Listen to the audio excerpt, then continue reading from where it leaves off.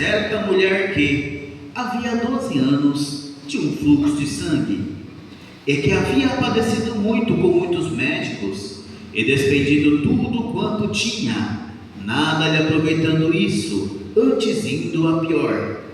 Ouvindo falar de Jesus, veio por detrás entre a multidão e tocou na sua veste, porque dizia: se tão somente tocar nas suas vestes, sararei. E logo se lhe secou a fonte do seu sangue, e sentiu no seu corpo já estar curado daquele mal. E logo Jesus, conhecendo que a virtude de si mesmo saíra, voltou-se para a multidão e disse: quem tocou nas minhas vestes? Disseram-lhe seus discípulos: vês que a multidão te aperta e dizes: quem me tocou? E olhava em redor para ver a que isto fizera. Então a mulher que havia e que sabia o que lhe tinha acontecido, temendo e tremendo, aproximou-se e prostrou-se diante dele e disse-lhe toda a verdade. E ele lhe disse: filha, a tua fé te salvou, vai em paz e ser curada deste teu mal. Pode sentar na igreja. Amados, esta é uma palavra que eu acredito que todos os pregadores já pregou sobre ela. É uma palavra para os leitores da palavra muito conhecida, mas cada vez ela se renova em nossas vidas. E por onde Jesus passava era grandes milagres que acontecia. Jesus, ele é o dono do milagre. Eu começo a analisar aqui no versículo 21 que havia um homem de muita importância chamado Jairo. Este foi ter com Jesus e clamar por Jesus, falando assim: a minha filha está moribunda, minha filha está à beira da morte, por favor vá até minha casa para orar por ela. E Jesus estava indo à casa de Jairo. Aqui tinha tudo para ser história principal. Jesus somente operar um milagre na casa de Jairo. Só que eu começo a analisar que o versículo 25 começa com uma mulher que estava distante da multidão, porque aquela mulher não podia ficar perto de ninguém, porque aquela mulher durante 12 anos carregava ali muito mais do que uma enfermidade. A Bíblia relata que ela carregava um mal. Começou ali com o seu simples ciclo que toda mulher tem, porém aquilo não parou na vida dela, e durante semanas, meses, anos, a enfermidade foi virando um mal na vida dela, porque aquele mal começou a acabar com tudo. Começou a acabar com a tua moral, com a tua dignidade, começou a acabar com a tua saúde, começou a acabar com as tuas finanças, porque ela gastava tudo com todos os médicos. E a Bíblia relata que nada acontecia, antes ia a pior. Mas eu começo a analisar, queridos, o versículo 27. Ouvindo falar de Jesus. Amados, muitos não se atentam nesse teor do versículo 27, ouvindo falar de Jesus. No livro de Romanos, capítulo de número 10, versículo 17, a palavra do Senhor diz que a fé, ela vem pelo ouvir, e ouvir a palavra de Deus. E eu começo a analisar que Marcos, ele confirma esta palavra em pelo menos mais duas histórias aqui. A primeira, 2 capítulos depois, no capítulo de número 7, versículo 31 a seguir.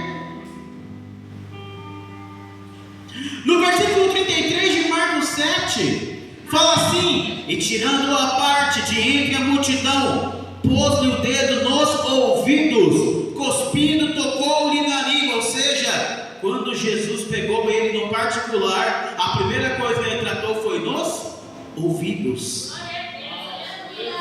Para ele poder escutar, abra-te.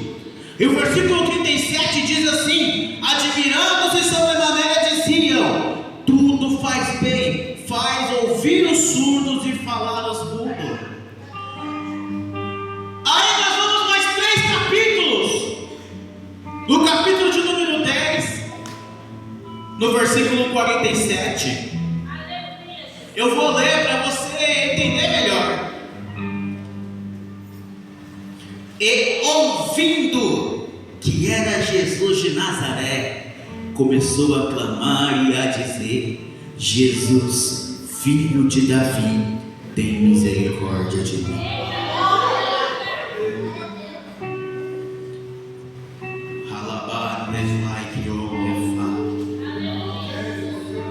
Então, quando você ouve a voz de Jesus, o milagre acontece.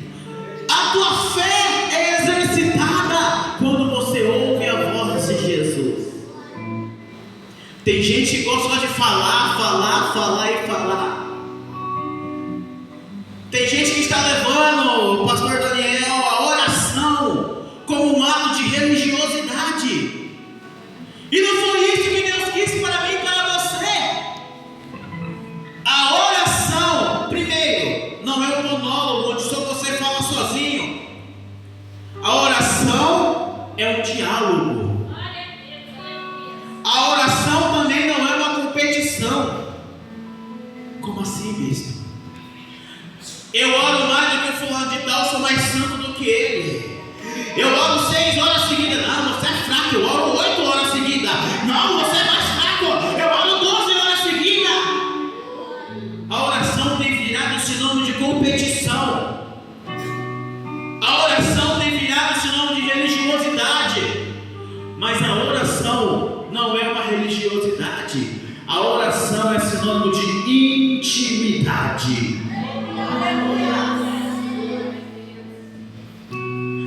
Você não ora a Deus porque tem um cargo dentro da igreja. Você ora ao Senhor porque tem intimidade com teu Pai. Às vezes nem palavra vem da tua boca para orar. Quem já passou por isso? Nesse momento é você falar: Pai, eu quero te ouvir. Eu quero ouvir a tua voz, Senhor. Você sente a presença de Deus pela intimidade de filho para com o Pai. Ouvindo falar de Jesus.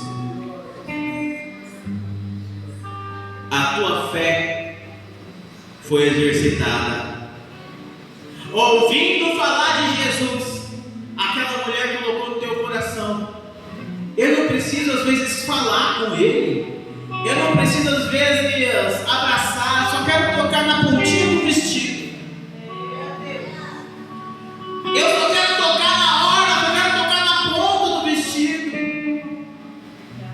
Aquela mulher carregava um mal dentro de si, um fardo dentro de si tão pesado, porque a multidão rejeitava. Tudo que ela tocasse, ninguém mais podia tocar, porque era considerado sujo. Mas aquela mulher, quando ouviu falar de Jesus, uma chama se acendeu. Aquela mulher, quando ouviu falar de Jesus, a tua fé foi exercitada. Eu preciso pelo menos tocar no Senhor. Só que havia uma barreira, que tem sido barreira para muitos cristãos, chamado multidão. Jesus está te chamando para romper a multidão nesta noite. Porque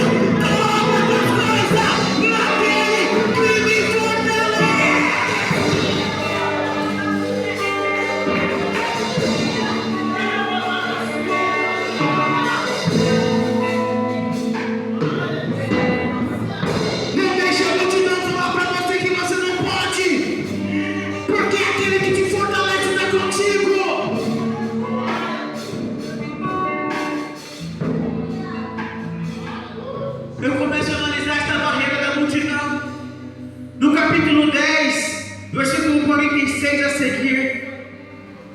Quando Bartimeu falou: Jesus, filho de Davi, tenha misericórdia de mim. E eu comecei a analisar, e por que Jesus? Por que aquele homem, ao invés de falar: Jesus, eu estou aqui, me cura, Senhor. Jesus, eu quero ver, Senhor. Jesus, por favor, eu estou aqui. Ele poderia já falar logo, né? Mas por que ele pediu misericórdia? Aí eu comecei a ter a revelação do Senhor. Amados, quem conhece a história daquele homem que estava enfermo, carregava uma deficiência, e os discípulos fez uma pergunta para Jesus, pastor: Senhor, quem pecou? Ele ou os pais dele? Aí Jesus pegou e falou: nenhum nem outro. É para minha glória ser manifestada na vida dele. E para provar que o Filho do Homem veio, aleluia, não somente para curar o pecado, não somente para curar a enfermidade, e sim para perdoar o pecado. Assim é dito para ti: levanta-te e anda. Então aquele homem carregava ali um fardo. Será que fui eu que pequei? Será que foi meu pai que pecou? Olha, eu não sei, mas eu comecei a ouvir falar de Jesus. Então Jesus, arranca de mim esse fardo. Tem misericórdia de mim se fui eu que pequei, Senhor. Tem misericórdia de mim, Senhor.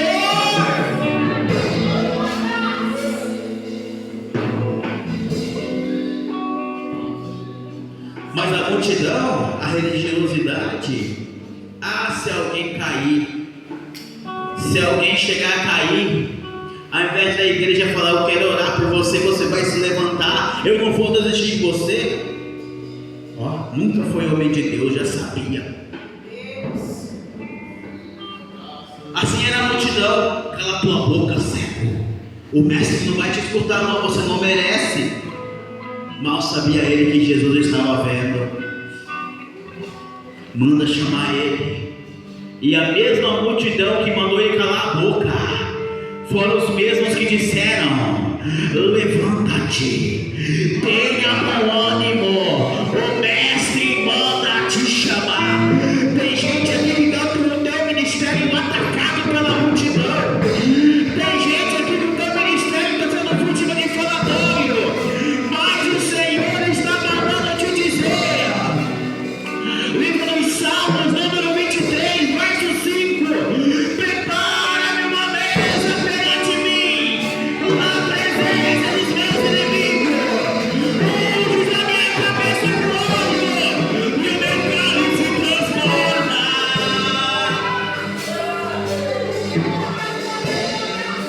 Quem te justifica é o Senhor. Aquela multidão, com certeza, se visse aquela mulher, ela seria ali chutada, seria ali afastada, porque ninguém queria ficar impuro. Mas aquela mulher rompeu a multidão, porque a tua fé foi incendiada por ouvir falar de Jesus. Amados, naquele momento eu começo a acreditar que ela até esqueceu de dizer que a imunda está passando, e ela alcançou o teu objetivo por romper a multidão.